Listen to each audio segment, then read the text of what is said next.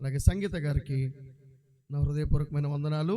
మీ ఆత్మీయ తల్లిదండ్రులుగా మీ గ్రామానికి వచ్చి మిమ్మల్ని ఎంతగానో ఆత్మీయంగా బలపరుస్తూ నేను చాలా సంతోషించాను వారు నాతో చెప్పినప్పుడు.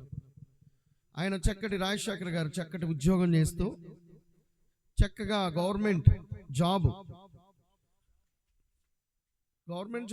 తక్కువ జీతమైనా చాలామంది గవర్నమెంట్ జాబుల కోసం పరుగులు పెడతారు. ఎందుకో తెలుసా?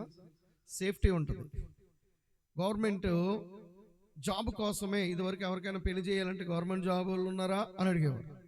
అంటే అంత ప్రాముఖ్యత గవర్నమెంట్ జాబ్. మరి వసంత్ గారు మరి గవర్నమెంట్ జాబ్ ఉందని చేశారా? చేసిన తర్వాత జాబ్ వచ్చిందా రాజశేఖర్ గారికి? మరి ఏదేమైనప్పటికీ దేవునికి మహిమ కలిగిన గాక. కానీ అంత మంచి జాబును, చక్కటి జీతమును, ఫీల్డ్ ఆఫీసర్గా తన గ్రామంలో సాఫీగా సాగిపోద్ది జీవితం. చక్కగా జాబ్ చేసుకుని వచ్చి చక్కగా ఆదివారం చర్చికి వెళ్ళి యేసయ్య నమ్ముకుంటే కనుక ప్రార్థనలో గడిపి కుటుంబం దేవుని యందు భయభక్తులు కలిగి జీవిస్తూ హ్యాపీగా వచ్చిన జీతంతో బతికేయచ్చు. కానీ రాజశేఖర్ గారికి దేవుని పిలుపు వచ్చింది. రాజశేఖర్ గారికి ఎప్పుడైతే దేవుని పిలుపు వచ్చిందో తన భార్య సంగీతకు దేవుని పిలుపు అందుకుంది. ఇద్దరూ ఏక మనస్సుతో, ఇద్దరూ పరిచర్యలో ముందు అడుగు వేయడానికి ఏం చేశారు?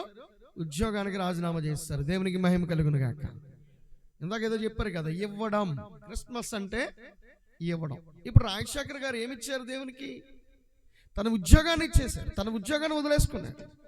తన ఉద్యోగాన్ని వదులుకొని తన సొంత ఊరును వదులుకొని ఎక్కడి నుండో మట్టపర్రు అనేటువంటి ప్రాంతానికి వచ్చారు. అంటే కారణము ఆయన ఏదో ఇక్కడ చర్చి పెట్టాలి, ఇక్కడ ఏదో అందరూ అనుకుంటారు కదా, సేవకులు దశంభాగాలు తీసేసుకుంటారు, కానుకలు తీసేసుకుంటారు, ఆస్తులు తీసేసుకుంటారు, అంతస్తులు పొందేసుకుంటారు అని అన్నీ వదిలిపెట్టుకుని వచ్చి ఇక్కడ పరిచర్య జీరోతో ప్రారంభించారు. దేవునికి స్తోత్రం కలిగిన గాక. ఎప్పుడైతే దేవుని మీద ఆధారపడి ఆయనకున్నది దేవుని కోసం ఇచ్చేసి దేవుని కోసం వదిలేసుకుని అమ్మా ఇక్కడ నూతన ఆత్మలను బలపరచడానికి పరిశుద్ధాత్మ దేవుడు ఎక్కడ చేయాలి పరిచర్య అని అడిగినప్పుడు వారిని ఈ ప్రాంతమునకు తీసుకొచ్చినప్పుడు, ప్రభా మేము ఎలా బ్రతకాలి, మేము ఎలా చేయాలి, మాకు స్థలం లేదు, మాకు చర్చ్ లేదు, మాకు ఇది లేదు అది లేదు అనుకుంటున్నటువంటి వారి ఆలోచనలను సహితము మీరెందుకు బాధపడతారు, నేనున్నా అంటూ ఈ గ్రామంలో ఉన్నటువంటి వారిని లేవనెత్తాడు. దేవునికి స్తోత్రం కలిగిన గాక. మరి ఆ కుటుంబం ద్వారా, మరి వాళ్ళ పేర్లు అయితే నాకు తెలియదు కానీ ఆ కుటుంబం ద్వారా ఈ స్థలమును దగ్గరుండి వారు ఇప్పించడం దేవుని కార్యం కదా అమ్మా. దేవునికి మహిమ కలుగును గాక. అన్నీ ఇవ్వడమే. పుల్పీట్ నేను దీని గురించి అడుగుతున్నా వసంత్ గారిని. ఈ పుల్పీట్ ఎవరు ఇచ్చారు అంటే రాజశేఖర్ గారు చెప్తున్నారు, ఈ స్థలం ఇచ్చిన వారే పుల్పీట్ పెద్దిరాజు గారు, కళావతి గారు. దేవుడు వారి హృదయమును ప్రేరేపించకపోతే ఈ స్థలం ఎవరు ఈ రోజులో ఎవరిస్తున్నారండి? అది గవర్నమెంట్ స్థలమైనా వాళ్ళు ఆక్రమించుకోవాలని చూస్తారు తప్ప, ఓ సెంటు ఉంటే మేము మాకెందుకో బాత్రూమ్ కట్టుకుంటా ఉపయోగపడుతుంది అనుకుంటారు. కానీ ఇక్కడ ఈ స్థలం లేకపోతే గేదెలు కట్టుకుంటాకో, పాకేసుకుంటాకో, పశువులు కోళ్ళు మేపుకుంటాకో ఉపయోగపడుతుంది అనుకుంటారు. ఈ రోజులో ఎవరు కూడా చిన్న భూమిని ఇవ్వడానికి ఇష్టపట్ల ఆక్రమణ భూములు, సొంత భూముల్లాగా వారు కలిగి ఉంటున్నారు. కానీ పెద్దిరాజు గారు, కళావతి గారు మరి దేవుణ్ణి ప్రేమించి వారేమిచ్చారు? వారుకున్న ఈ స్థలాన్ని మందిరము కొరకు ఇచ్చారు. దేవునికి మహిమ కలుగును గాక. చప్పట్లు కూడా దేవుని మహిమపడదామా? దేవుడు వారిని బహుగా దీవించును గాక. పాస్టర్ గారు ఊరికి నేను నిలబడి బైబిల్ ఇలా పట్టుకుని మాట్లాడుతూ ఉంటే, ఓ బైబిల్ పట్టుకోవాలి, మౌత్ పట్టుకోవాలా, ఇలా మాట్లాడుతూ ఉంటే మధ్యలో మళ్ళీ అటు ఇటు ఇబ్బంది, కష్టం. అందుకని చక్కగా పుల్పిట్ను ఇచ్చారు. ఎంత కంఫర్టబుల్గా ఉంది. దేవుని పరిచర్యలో ముందడుగు వేస్తే, దేవుని పిలుపునందుకుని ముందడుగు వేస్తే దేవుడు ఎవరి ద్వారా పనులు చేయించాలో వారి ద్వారా చేయిస్తాడు. దైవజనుల పిలుపుని బట్టి దైవజనులు దేవుని దగ్గరికి వచ్చారు. దైవజనుల పిలుపుని బట్టి దైవజనులు దేవునికి లోపడ్డారు. రాజశేఖర్ గారు, సంగీత గారు దేవుని పిలుపుని బట్టి గ్రామం వచ్చారు. దేవుడు అన్ని సమకూరుస్తున్నాడు.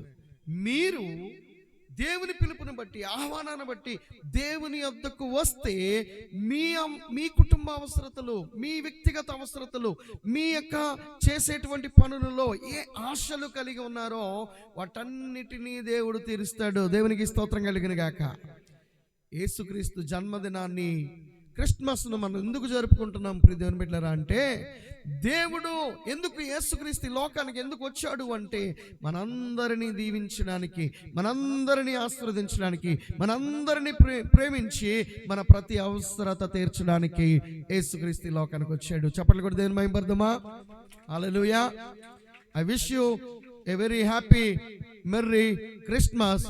మట్టపరు ఈ యొక్క హోసన్న సర్వ సృష్టికర్త ప్రేమ ప్రార్థన మందిరం.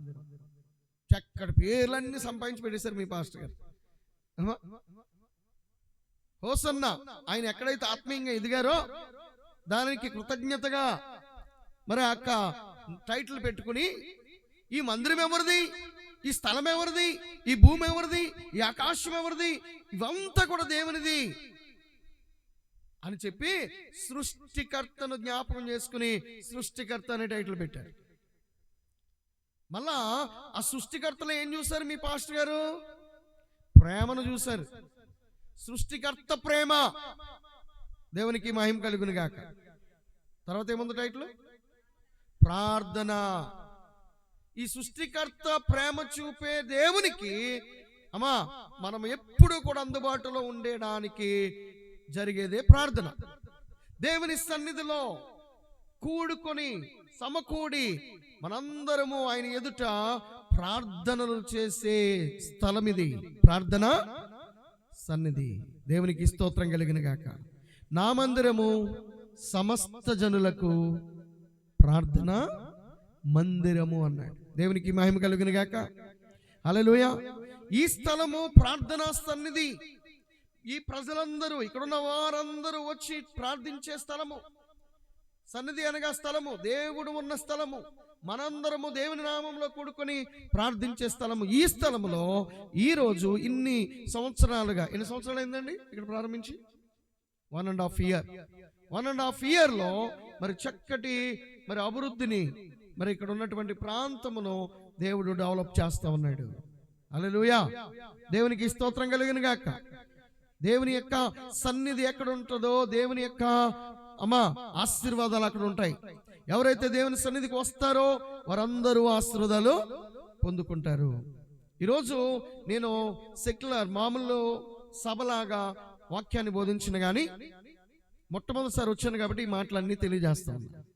అయితే ఈరోజు నా సందేశము దేవుని సన్నిధిలో మనం పొందుకునేటువంటి గొప్ప కృప. ఈరోజు క్రిస్మస్ దినాన్న మనందరము కూడా చక్కటి పాటలతో, సండే స్కూల్ పిల్లలు యాక్షన్ సాంగ్స్తో, పాటలతో, ప్రార్థనలతో, సంఘం యొక్క మరి ఆత్మీయ ఆరాధనలతో ప్రతి చోట ప్రపంచవ్యాప్తంగా క్రిస్మస్లు జరుపుకుంటూ ఉన్నారు.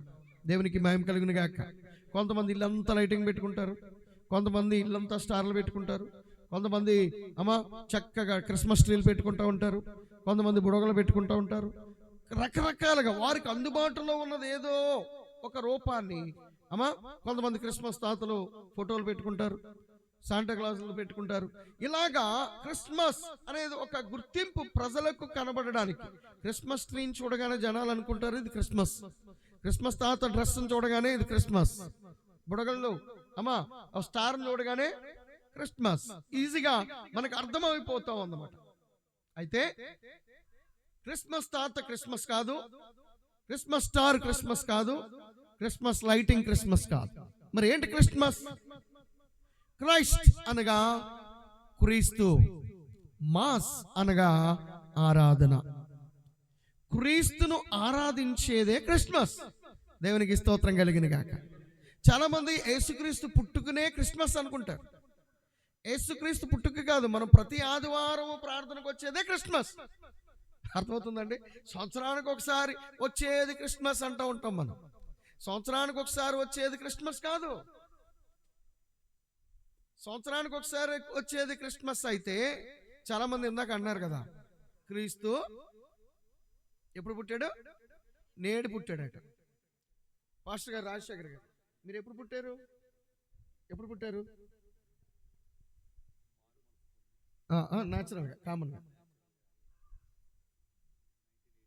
1983లో పుట్టారు. మీరు ఇప్పుడు పుట్టారా? లేదు.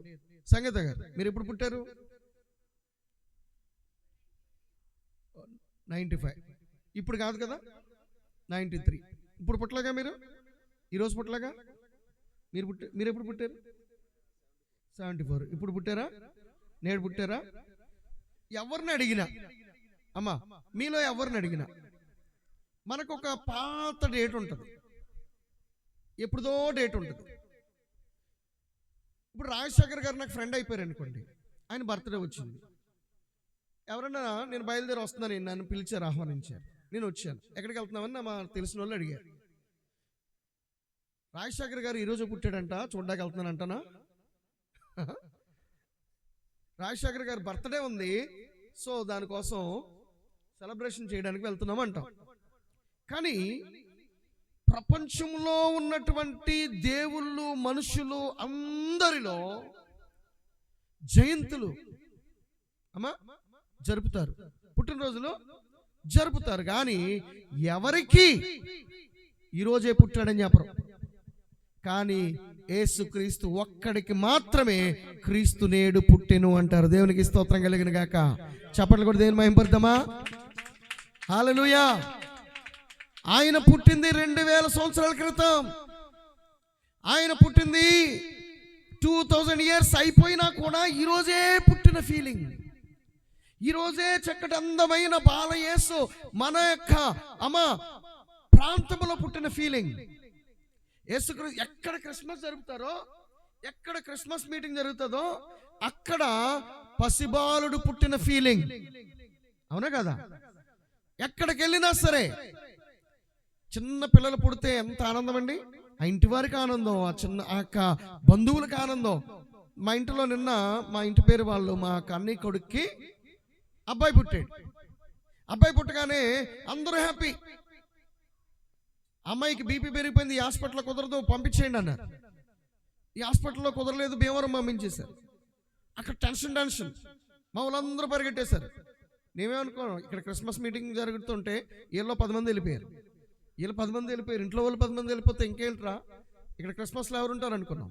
వీళ్ళు వెళ్ళిపోయారు, ప్రార్థన చేసాం, టెన్షన్ పడ్డారు, అందరూ వచ్చేసారు క్రిస్మస్కి ఆరాధన చేయడానికి. దేవునికి స్తోత్రం కలిగిన గాక.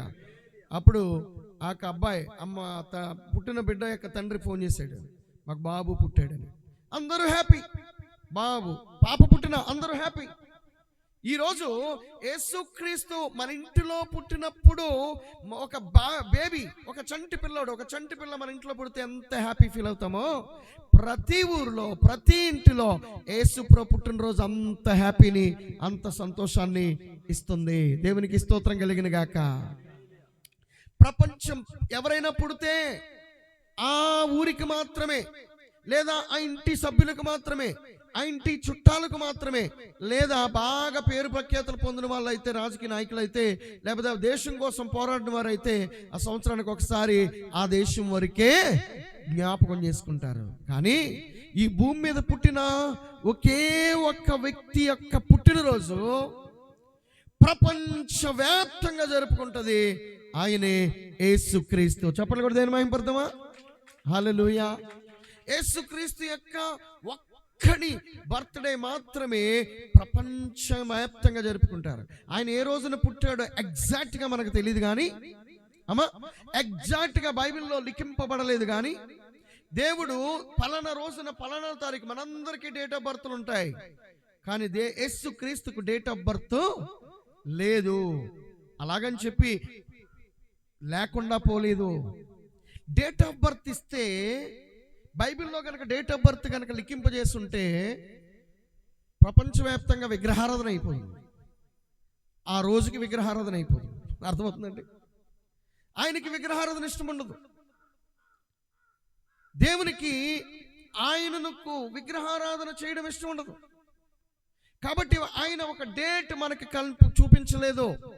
కానీ ప్రొఫెసర్స్, థియాలజిస్ట్ చాలా మంది వేదాంత విద్యను అభ్యసించి చరిత్రలను చదివిన వారు ఈ యొక్క లేఖనాలు ప్రకారము హేరోదు రాజు ఆ యొక్క పిల్లలను 2 సంవత్సరాల లోపు పిల్లలను చంపించినప్పుడు, ఆ యొక్క నక్షత్రమును చూచి జ్ఞానులు వెంబడించిన దాన్ని బట్టి అమ్మా ఈ యొక్క పేరు జనాభా సంఖ్య లిఖించిన దానిని బట్టి వారు ఏం చేశారంటే డేట్ ఆఫ్ బర్త్ ఒకటి కనుగొన్నారు. ఏంటది? డిసెంబర్ 25. అదే రోజు, ఈ రోజే. చాలా మంది ఎక్కువగా చెప్తూ ఉంటారు ఏమిటంటే క్రీస్తు పూర్వము, క్రీస్తు శకం. యేసుక్రీస్తు పుట్టిన నాటి నుండి చరిత్ర మారిపోయింది, క్రీస్తు శకమైపోయింది. ఇప్పుడు యేసు ప్రభు నుండి మనం 2025వ సంవత్సరంలోకి వచ్చాం. దేవునికి మహిమ కలుగును గాక. క్రీస్తు పూర్వము కొంతకాలం జరిగింది. ఆనాడు వెనక వేల నుండి కిందకు వచ్చారు, జీరోలోకి వచ్చారు. ఇప్పుడు మనం జీరోల నుండి 2025లోకి వచ్చాం.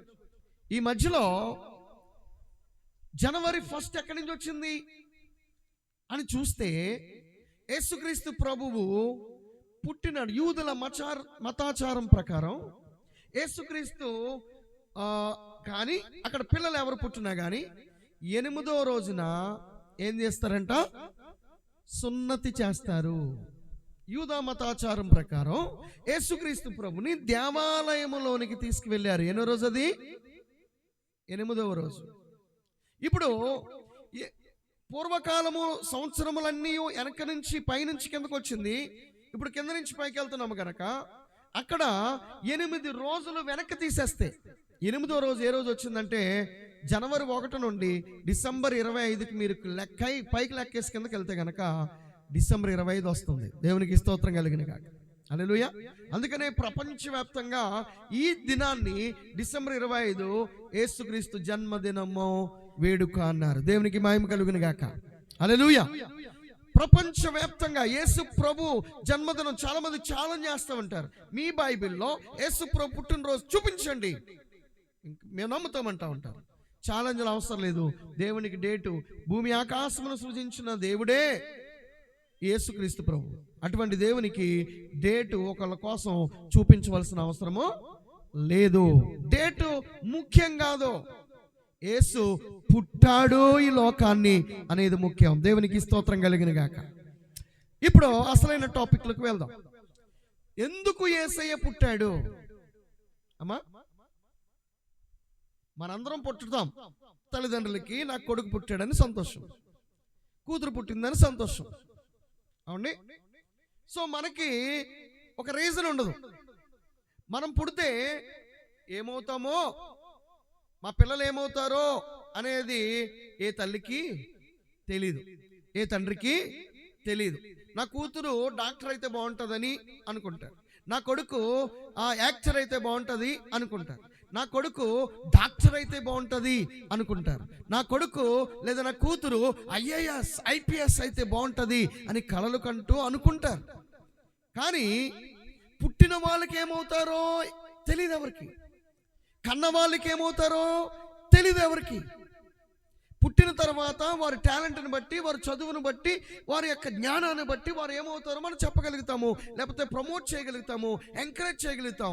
నీ యాక్టింగ్ భలేగా ఉంది, నువ్వు బాగా నవ్వుతున్నావు, బాగా కామెడీ చేస్తున్నావు, నువ్వు కామెడీ సినిమాల్లోకి వెళ్ళు, లేకపోతే కామెడీ చేయి, లేకపోతే జోక్ చేయి, అందరూ నిన్ను మెచ్చుకుంటారు. ఈ విధంగా సంపాదించు. కొంతమంది యాక్టింగ్ చేయి, హీరో అవుతావు, హీరోయిన్ అవుతావు. లేకపోతే కొంతమంది నువ్వు బాగా వైద్యం చేస్తున్నావు, నువ్వు డాక్టర్ బాబు, నువ్వు బాగా లెక్కలు వేస్తున్నావు, మంచి మ్యాథ్స్ టీచర్ బాబు, ప్రొఫెసర్ బాబు, లేకపోతే మంచి ఇంజనీర్ బాబు, లేకపోతే నువ్వు బాగా పరిగెడుతున్నావు, పోలీస్ బాబు, నువ్వు మంచి హైట్ ఉన్నావు, మంచి SI బాబు, ఇలాగా ప్రమోటింగ్ చేస్తూ ఉంటారు. పుట్టిన వాడికి ఏమవుతారో ఎవరికి తెలీదు, కన్నవారికి నా పిల్లలు ఏమవుతారో ఎవరికి తెలీదు. కానీ పుట్టక ముందే యేసుక్రీస్తు ఎందుకు వచ్చాడో ఆయనకు తెలుసు. చెప్పండి కూడా, దేని మహింపడదామా? దేవునికి స్తోత్రం కలిగిన గాక. పుట్టక ముందే యేసు ప్రభు ఈ లోకంలో పుట్టక ముందే ఆయన ఎందుకు ఈ లోకానికి వచ్చాడో ఆయనకు తెలుసు. పంపించిన తండ్రి అయిన దేవుడు సృష్టికర్తకు ఎందుకు తన కుమారుణ్ణి లోకానికి పంపిస్తున్నాడో ఆయనకు తెలుసు. దేవునికి స్తోత్రం కలిగిన గాక. హల్లెలూయా.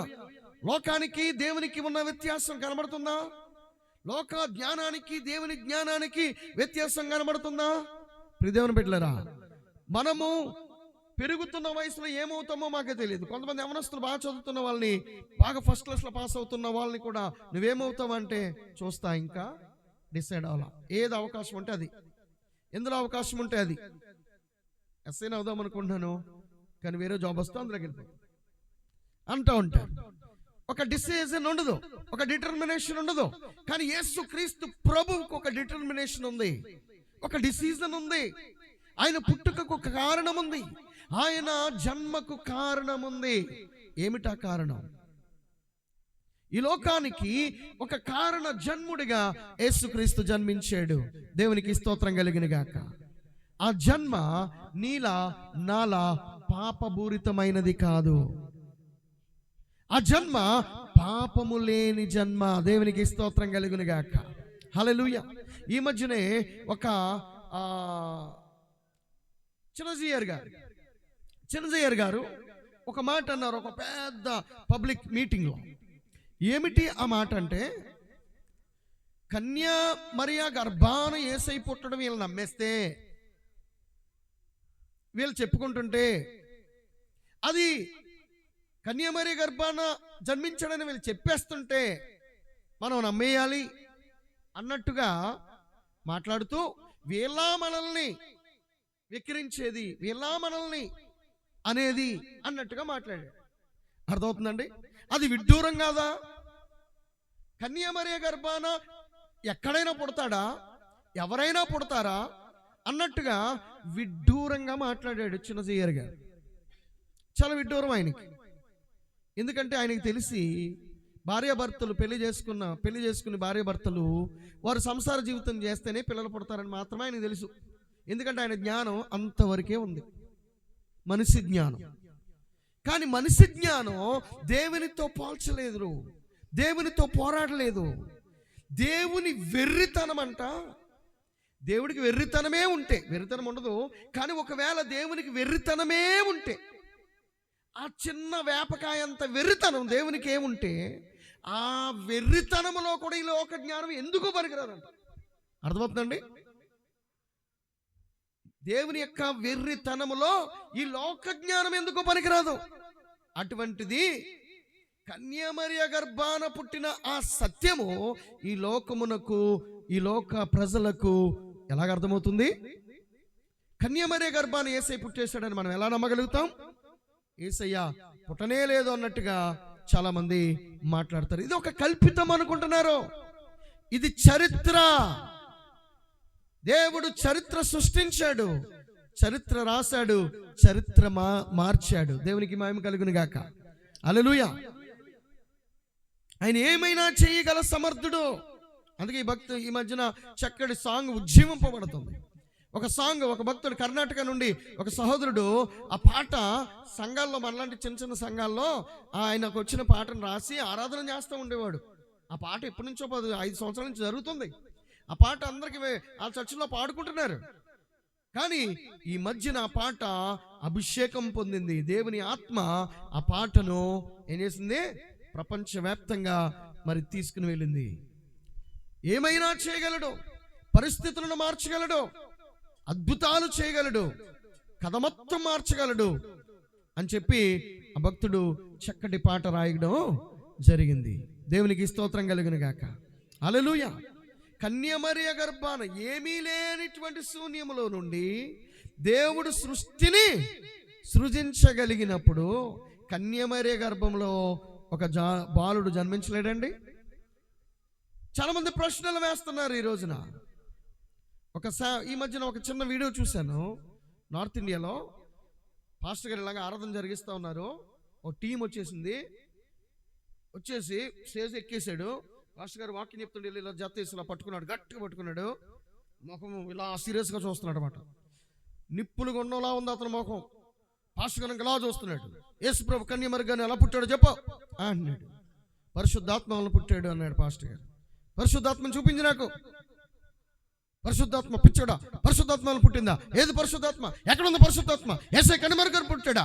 చెప్పండి ఎవరన్నాడు. మీలో కూర్చున్నటువంటి ఒక విశ్వాసం వచ్చింది. ఆమె చదువుకున్నది అనుకుంటా, డాక్టర్ అనుకుంటా. ఆమె వచ్చి ఎక్స్ప్లెనేషన్ చేస్తుంది. యేసుక్రీస్తు ప్రభువు పరిశుద్ధాత్మ వలన కన్యామరియ గర్భాన జన్మించాడు. అది మానవులకు అసాధ్యము కానీ దేవునికి సాధ్యము అని చెప్తుంటే ఆమెను గద్దిస్తూ ఉన్నాడు. అంటే వీళ్ళు గద్దించడము, అరవడము తప్ప చెప్పేది వినడము వాళ్ళకి అర్థం కాదు, రాదు. తెలీదు. ఒకవేళ విందామన్నా కూడా వాళ్ళ మనస్సు వినాలనిపించదు. ఎందుకంటే వాళ్ళ ద్వారాలు ముయ్యబడ్డాయి, వాళ్ళ కన్నులు ముయ్యబడ్డాయి. అందుకనే పరిశుద్ధాత్మ దేవుడికి మనం అప్పచెప్పుకుంటే ఆయన మన మనోనేత్రాలు తెరిచే దేవుడు. దేవునికి స్తోత్రం కలిగిన గాక. హల్లెలూయా. ఈరోజు మీరు అందరు ఇక్కడికి వచ్చారంటే, ఈరోజు చాలామంది యేసును ప్రభువుగా అంగీకరిస్తున్నారంటే, ఈరోజు చాలామంది యేసుక్రీస్తు దేవుడు అని నమ్ముచున్నారంటే పరిశుద్ధాత్మ దేవుని కార్యము వలన మాత్రమే. దేవునికి స్తోత్రం కలిగిన గాక. మన మనోనేత్రాలు తెరవబడ్డాయి, మన చీకటిలో నుంచి విడుదల పొందాము, మనం ప్రభువును రక్షకుడిగా అంగీకరించగలుగుతున్నాము అంటే ఇది పరిశుద్ధాత్మ వలన జరిగిన కార్యము. ప్రియ దేవుని బిడ్డలారా, ఆయన ఎందుకు ఈ లోకాన పుట్టాడు? ఎందుకు కన్యమరియ గర్భాన పుట్టవలసి వచ్చింది? ఎందుకు అమ్మ తల్లిదండ్రుల సంసార జీవితం ఎలా ఉంటుందంట? పాపముతో కూడిన జన్మ, పాపముతో నిండిన జన్మ. మనము పాపములోనే జన్మించాము, మనందరము పాపంలోనే పుట్టాము. ఇప్పుడు పాపంలో పుట్టినవాడు పాపముల నుండి ప్రజలను ఎలా విడిపిస్తారు? పాపంలో పుట్టినవాడు పాపముల నుండి విడిపించలేడు. ఒక గుడ్డివాడు మరొక గుడ్డివానికి త్రోవ చూపలేడు అని లేఖనం చెప్తుంది. ఇప్పుడు యేసుప్రభు కూడా నీలా నాలా పుడితే, యేసుప్రభు కూడా తల్లిదండ్రుల యొక్క సంసార దాంపత్య జీవితంలో పుడితే ఇంకా మనందరినీ పాపాల నుండి ఎలా విడిపిస్తాడు? ఇప్పుడు యేసుక్రీస్తు ఈ భూమి ఆకాశమును సృజించిన దేవుడు ఈ లోకాన్ని రక్షించాలని ఆశపడ్డాడు. ఈ లోకము ఎందుకు రక్షించాలని ఆశపడ్డాడు అంటే, ఈ లోకము పాపముతో నిండిపోయి ఉందంట, ఈ లోకము శాపముతో నిండిపోయి ఉందంట, ఈ లోకము బంధకాలలో నిండిపోయి ఉందంట. ఇటువంటి బంధకాలలో, శాపముతో, మరణముతో, కీడుతో నిత్య నరకంలోకి వెళ్ళిపోతున్నటువంటి ప్రజలను రక్షించడానికి పరిశుద్ధుడిగా ఈ లోకానికి రావాలని యేసుక్రీస్తు నిశ్చయించుకున్నాడు. కాబట్టి కన్యమరియలో ఏ పాపము, చిన్ననాటి నుండి దేవుని పట్ల ప్రేమ, దేవుని పట్ల భయము, దేవుని పట్ల భక్తి కలిగి తల్లిదండ్రులను ప్రేమిస్తూ, తల్లిదండ్రులను గౌరవిస్తూ దేవుని యొక్క పరిచర్యలో ముందుకు సాగుతూ ఒక పేద కుటుంబంలో ఉన్నటువంటి ఒక మరియాను పరిశుద్ధాత్మ దేవుడు ఎన్నుకొని ఏం చేశాడు? ఆమె గర్భములో జన్మించడానికి ఇష్టపడ్డాడు యేసయ్య. దేవునికి స్తోత్రం కలిగిన గాక. హల్లెలూయా. ఇది అసమస్య కాదు, ఊరికనే వచ్చేది కాదు. యేసుక్రీస్తు ఆమె యొక్క స్థితిని చూసి, ఆమె యొక్క భక్తి జీవితాన్ని చూసి ఆమె గర్భమును ఎంచుకున్నాడు.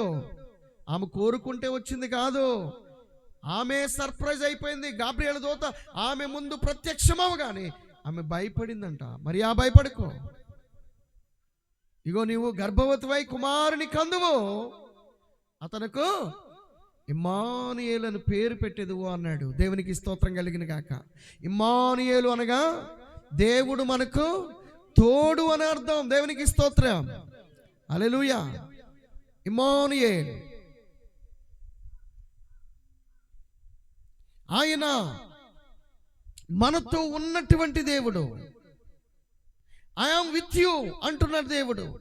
నీతో సదాకాలము ఉంటానన్న దేవుడు, ఉంటున్న దేవుడు. దేవునికి స్తోత్రం కలిగిన గాక. కన్యమరియ గర్భాన్న దేవుడు ఎంచుకున్నాడు, ఆయన ఎంచుకున్నాడు, ఆయన ఎన్నుకున్నాడు, ఆయన కోరుకున్నాడు. అలాగే ఈరోజు ఈ మట్టపరు గ్రామంలో ఉన్న మిమ్మల్ని అందరినీ దేవుడు ఎన్నుకుంటున్నాడు, ఎంచుకుంటున్నాడు, కోరుకుంటున్నాడు. దేవునికి స్తోత్రం కలిగిన గాక. కానీ ఇక్కడ మీరు తెలుసుకోవాల్సిన విషయం ఏంటంటే, ఎప్పుడైతే దేవుడు గాబ్రియేలు దూతను పంపించి ఈ జరగబోయే సంఘటన చెప్పాడో, అయ్యయ్యో నాకొద్దు నాకొద్దు నాకొద్దు అందా, ఈ గర్భం నాకొద్దు, నాకు ఇంకా పెళ్లి కాలేదు, నాకు ఎంగేజ్మెంట్ అయ్యింది ఏసేపుతో, నాకు ఇంకో నెల 2 నెలల్లో పెళ్లి కాబోతుంది, ఇప్పుడు నాకు గర్భం వచ్చిందని తెలిస్తే నన్ను పెళ్లి చేసుకోబోయాడు వదిలేస్తాడు, సమాజం నన్ను రాళ్లతో కొడుతుంది. మోసే ధర్మశాస్త్రం ప్రకారం ఇశ్రాయేలీయులలో ఎవరైనా పాపము చేశారు, తప్పు చేశారని తెలిస్తే, వ్యభిచారం చేశారని తెలిస్తే రాళ్లతో కొట్టే చంపేటువంటి స్థితి ఉంది. అటువంటి సమయాల్లో ఈ కన్య, ఈ అమ్మాయి అంటుంది, నాకొద్దు నాకొద్దు అంటుందా, ఈ గర్భఫలం నాకొద్దు, నన్ను రాళ్ళతో కూడా చంపేస్తారు, నన్ను వ్యభిచారిణిగా చూస్తారు, ఇవేమీ నాకొద్దు అనలేదు. పరిశుద్ధాత్మ దేవుడు చెప్పగానే సంతోషముతో స్వీకరించింది. దేవునికి స్తోత్రం కలిగిన గాక. ఈరోజు సువార్త వింటున్న నీవు దేవుని యొద్దకు రమ్మని క్రిస్మస్ మీటింగ్లో పాలు పంచుకోమని ఆహ్వానాన్ని పొందుకున్న నీవు ఈరోజు నీ హృదయాన్ని దేవుడు ఎంచుకుంటున్నాడు, నీ హృదయాన్ని కోరుకుంటున్నాడు, నీ హృదయాన్ని ఆయన స్థానము కోరుతున్నాడు. కన్య మరియ గర్భాన్ని కోరుకున్నట్లుగా నీ హృదయాన్ని దేవుడు కోరుకుంటున్నాడు. ఆ రోజు కన్య మరియ పరిశుద్ధినికి జన్మనివ్వడానికి లేఖనాల ప్రకారము మెస్సియా జన్మిస్తాడని తెలుసుకున్నటువంటి ఆ మరియ యేసుక్రీస్తు రక్షకునికి జన్మనివ్వడానికి తన గర్భాన్ని ఇచ్చింది. మరి ఈరోజు నీ హృదయాన్ని ఇవ్వడానికి ఇష్టపడుతున్నావా? నీ హృదయాన్ని ఎంతమంది దేవునికి మీ హృదయాన్ని ఇస్తారు? నీ హృదయాన్ని దేవునికి నీవు ఇవ్వగలిగితే కన్యమరి గర్భాన జన్మించినట్లు యేసు నీ హృదయంలో జన్మిస్తాడు. దేవునికి స్తోత్రం కలుగును గాక. అందుకే చాలా మంది హ్యాపీ క్రిస్మస్, మెర్రీ క్రిస్మస్, క్రీస్తు నేడు పుట్టెను అని చెప్పగలుగుతున్నారు. అర్థమవుతుందండి మీకు?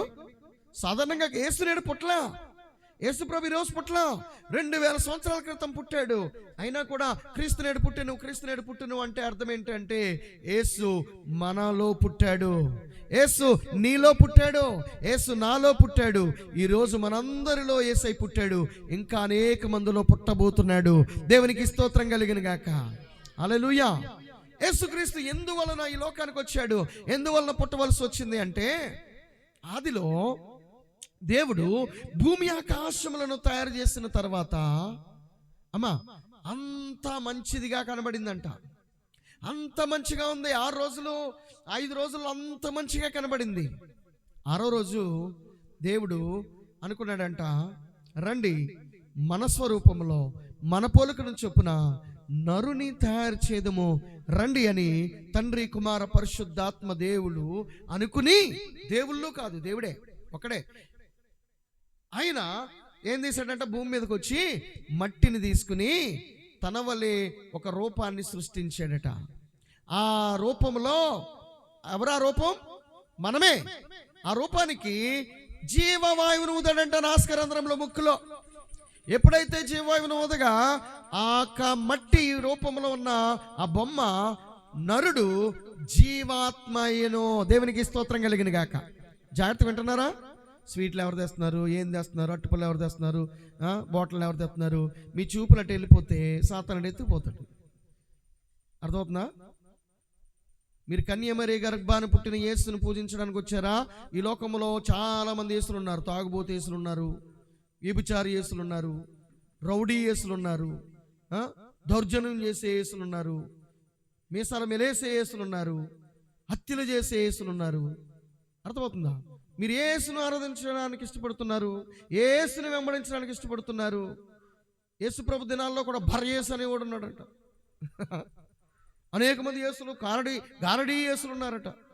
యేసులు చాలా మంది ఉన్నారు. నువ్వు ఏ యేసుని నమ్ముతున్నావు? మెల్లో సిలువ వేసుకున్న ప్రతి ఒక్కడు క్రైస్తవుడు కాదు. మెల్లో సిలువ వేసుకుని వ్యభిచారాలు చేసే రికార్డింగ్ డాన్సులు చాలా మంది ఉన్నారు. క్లబ్ డాన్సుల్లో మెల్లో సిలువలు వేసిన వాళ్ళు ఉన్నారు. ఈ ఏ సిలువలు? కనపడే ప్రతి సిలువ యేసయ్య సిలువ కాదు. కనపడే ప్రతి సిలువ యేసయ్యది కాదు. యేసయ్య పక్కన 2 దొంగ సిలువలు ఉన్నాయి. అర్థమవుతుందా? యేసయ్య పక్కన 2 దొంగ సిలువలు ఉన్నాయి. యేసయ్య సిలువ కావాలా? ఏ సిలువ కావాలి? 2 దొంగల్లో ఒక దొంగడైతే మరి భయంకరమైన దొంగ సిలువ, అది ఆడు మారలేదు. ఇంకొకడైతే మారాడు, ఆ మారినోడు సిలువను వేసుకున్న ఉపయోగమో లేదు. ఎందుకంటే ఆడు మారి పరలోకం వెళ్ళిపోయాడు. నాతో పాటు నేడే నువ్వు పరదేశంలో ఉంటావని యేసయ్య వాడు వాగ్దానం ఇచ్చేసాడు. నువ్వు ఆడు సిలువ వేసుకున్నా కొంచెం వాడికి లేక మారు మనసు వస్తుందేమో. కానీ ఈ దొంగోడు పక్కన ఇంకో ఎడం పక్కన ఉన్న దొంగోడు సిలువ వేసుకుని బ్రతుకుతున్న వారు చాలా మంది ఉన్నారు. ప్రియదేవుని బిడ్డలారా, దేవునికి స్తోత్రం కలిగిన గాక. మనము ఎవరిని వెంబడించాలి? యేసుని వెంబడించాలి. ఇప్పుడు కన్యమరి గర్భాన పుట్టిన యేసును మనం వెంబడిస్తున్నట్లయితే, ఆయన మాట వినడానికి వచ్చినట్లయితే, ఆ కన్యమరి గర్భాన పుట్టిన యేసును ఆరాధించడానికి, క్రిస్మస్ జరుపుకోవడానికి మనం వచ్చినట్లయితే, మన మనస్సు, మన తలంపు, మన ఆలోచన చెప్పబడుతున్న వాక్యం మీద ఉండాలి. దేవునికి స్తోత్రం కలిగిన గాక. హల్లెలూయా. దేవుని సన్నిధిలో చాలా మంది దైవజనులు వాక్యం చెప్తున్నప్పుడు అశ్రద్ధ చేస్తారు. అశ్రద్ధ చేయకూడదు. వాక్యం మీద మనస్సు పెట్టాలి. ప్రియ దేవుని బిడ్డలారా, నువ్వు ఎప్పుడైతే నీ హృదయాన్ని దేవునికి ఇస్తావో, నీ హృదయంలోకి వచ్చి ఆయన వచ్చి నివాసం చేస్తాడట. దేవునికి మహిమ కలుగును గాక. హల్లెలూయా. యేసుక్రీస్తు దేవుడు నరుని తయారు చేద్దాం రండి అని చెప్పి నరుని తయారు చేసి ఆ నరుడు అన్నిటికీ పేర్లు పెట్టిన తర్వాత ఈ నరుడు ఏదైనా తోటలో సంచారం చేస్తూ ఉండగా అన్నిటికీ రెండేసి ఉన్నాయంట. సింహాలు ఆడమగ, ప్రతి పక్షి ఆడమగ, ప్రతి జంతువు ఆడమగ, అన్నీ ఉన్నాయి. కానీ ఏదైనా తోటలో నరుడు ఒక్కడగా తిరుగుతున్నప్పుడు దేవుడు అనుకున్నాడంట, నరుడు ఒంటరిగా ఉండటం మంచిది కాదని తలచి వాడికి సాటి అయిన సహాయం ఇద్దాము అని చెప్పి దేవుడు తనలో నుండి గాఢ నిద్ర కలగజేసి మాంసంలో మాంసము తీసి ఎముక ఒకటి తీసి పక్కటెముకలలో ఒకటి తీసి స్త్రీని నిర్మించి ఆదాముకి ఇచ్చాడు. దేవునికి స్తోత్రం కలిగిన గాక. అలా చేసిన తర్వాత ఇది చాలా మంచిది అన్నాడు దేవుడు. దేవునికి మహిమ కలుగును గాక. అంత మంచిది.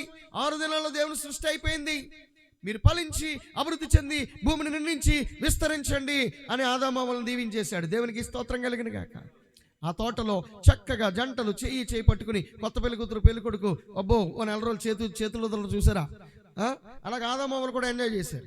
ఒకరు చేయి ఒకరు లేడకుండా చక్కగా హ్యాపీగా నడుచుకుంటూ తోటంతా తిరుగుతూ అన్నిటిని చూస్తూ ఇది ఈ చెట్టు పేరు అరటి చెట్టు, ఈ పొడుగ్గా ఉంది చూసావా ఆకులు వేసుకుని అది కొబ్బరి చెట్టు, అది ఉంది చూసావా జామ చెట్టు అని ఆదాము అమ్మమ్మకి పరిచయాలు చేశాడు. ఆ అమ్మమ్మ ఉప్పొంగిపోతా ఉంది. మధ్యలో అలా పరిచయాలు చేస్తూ తోట మధ్యలోకి తీసుకెళ్ళి చూపించాడంట. ఇదేంటి అందంగా కనబడుతుంది, ఏం చెట్టు ఇది అందంట.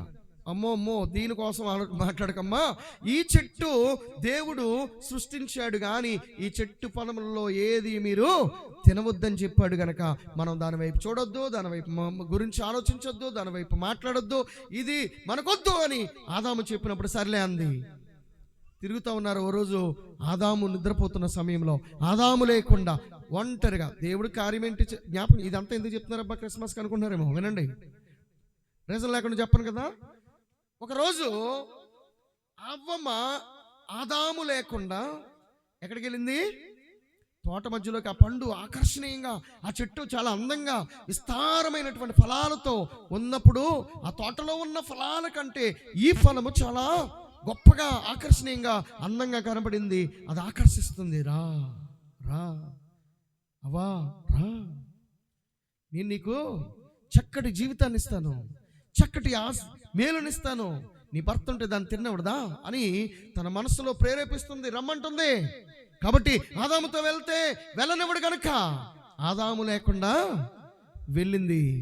వెళ్ళగానే దేవుని నిర్ణయం ఏంటి ఇక్కడ?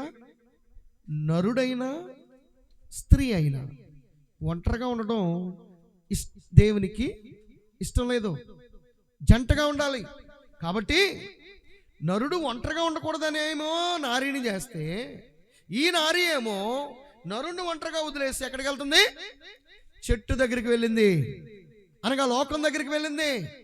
ఇప్పుడు అక్కడ ఒంటరిగా ఉన్నప్పుడు అవ్వమ్మను ఎవరు పట్టుకున్నారు? సాతానుడు పట్టుకున్నాడు, సర్పం పట్టుకుంది. హలో ఒంటరిగా వచ్చావు, సైట్ కొడుతున్నాడు అన్నమాట. అమ్మాయిలు ఒంటరిగా వెళ్తున్నారు అనుకోండి, కుర్రోళ్ళు వెనకాల పరిగెడతా ఉంటారు, సైట్ కొడుతూ ఉంటారు. ఇలాగా ఆకర్షిస్తున్నాడు సాతానుగాడు. అవ్వమ్మా రా, నీకోసమే ఈ పండు.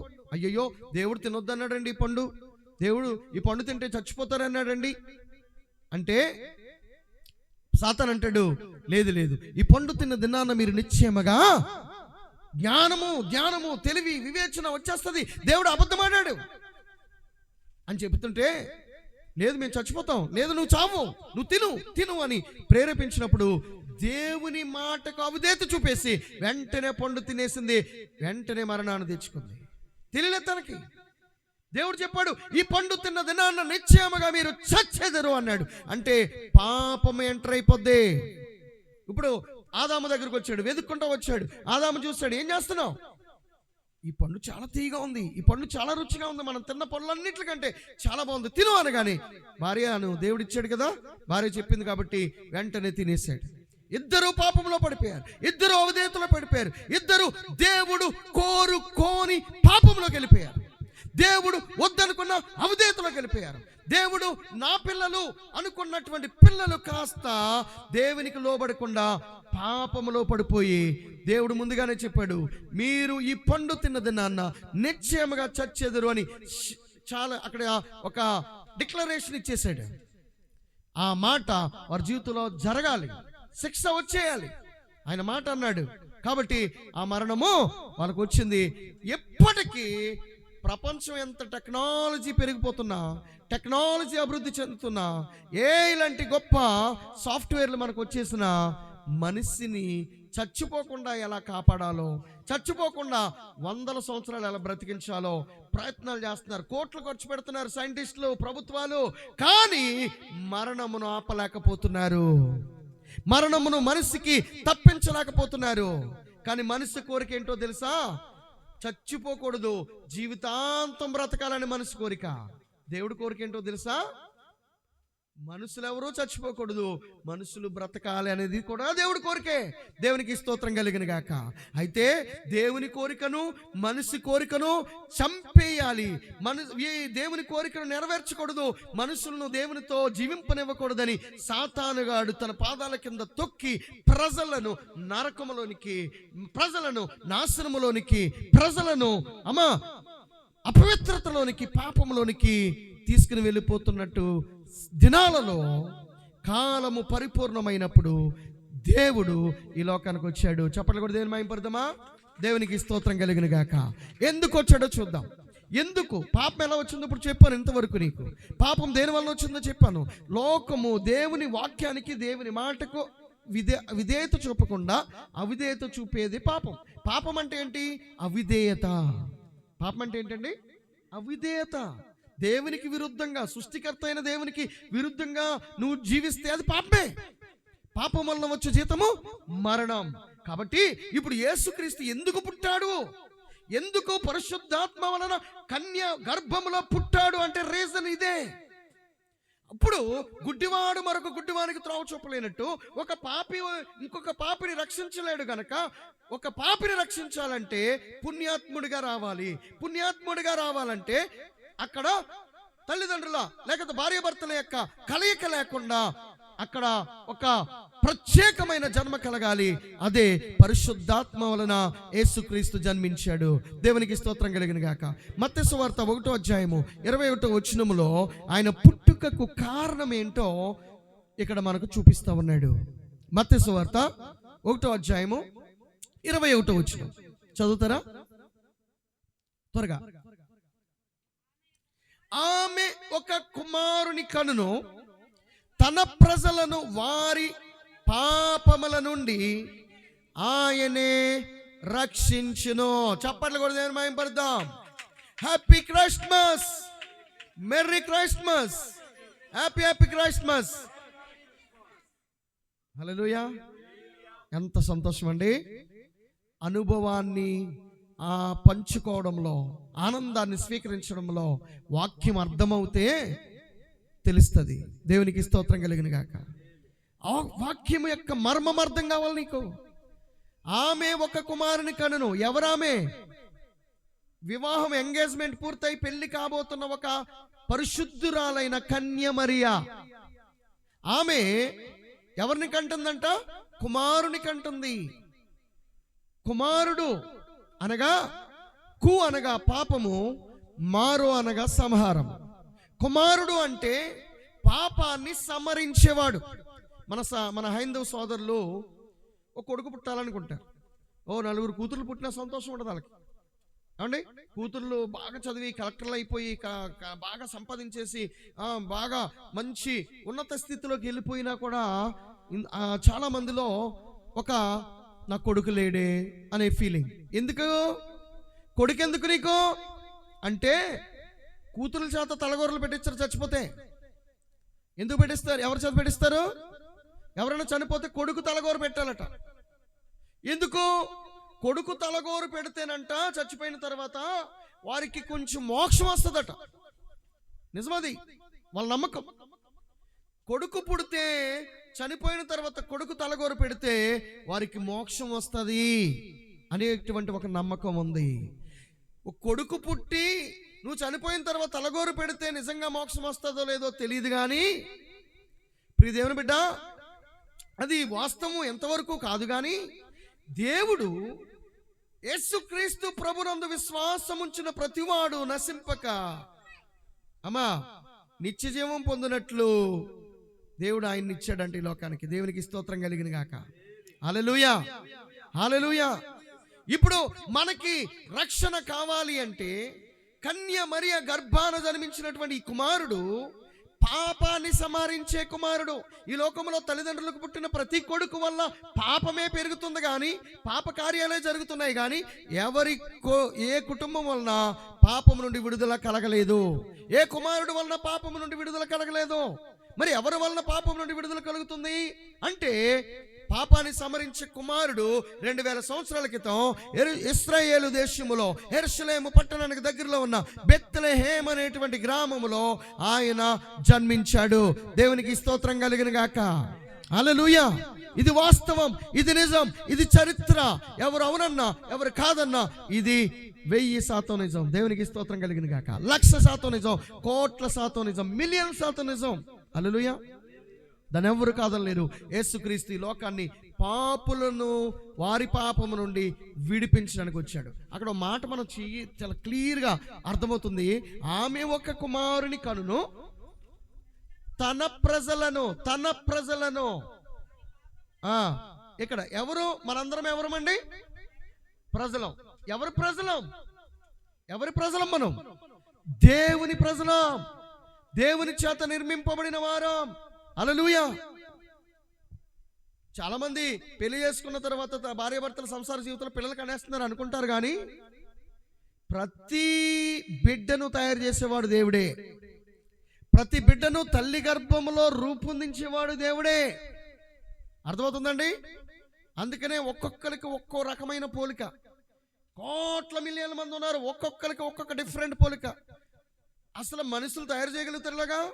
మనిషి ఒక కంపెనీ పెడితే ఆ కంపెనీలో రోబోలను తయారు చేస్తే అన్ని రోబోలు అన్నీ ఒకలాగా ఉంటాయి.